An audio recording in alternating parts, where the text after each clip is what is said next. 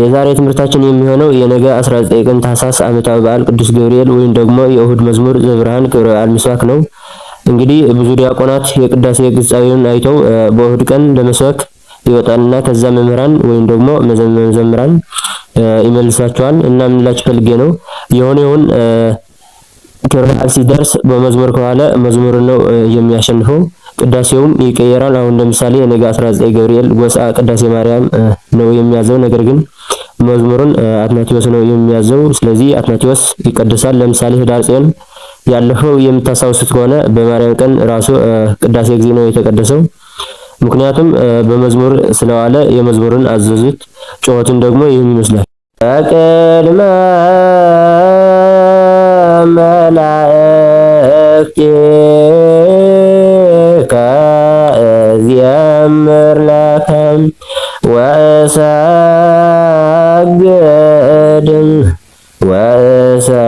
ወእሰግድም ውስተ ጽርሐ መቅደስከ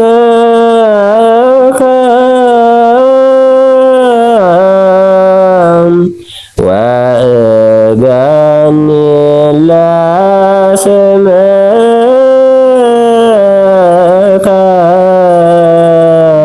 ቅዳሴ ሰዓታት መልክአ ሕማማት ጾመራ እየደረሰ ነው። መማር ለምትፈልጉ በዩቲዩብ ቻናሌ በላይ ያለ ወይም ከዚህ ቪዲዮ ታች አለ።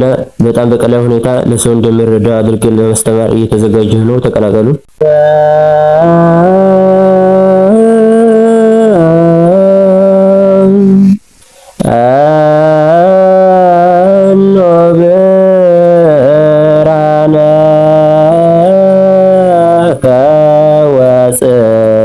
ወጽድቀከም ፈኖ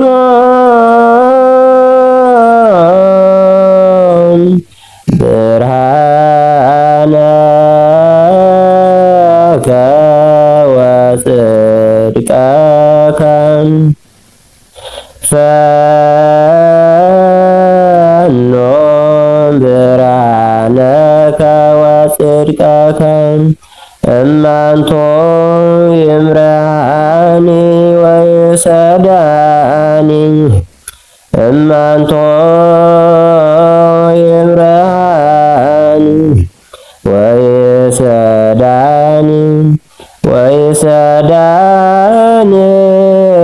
ወይሰዳኒ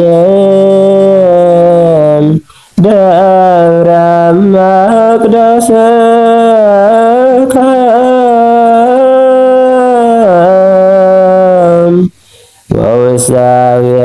ወውሳዊያቲከ እግዚኦ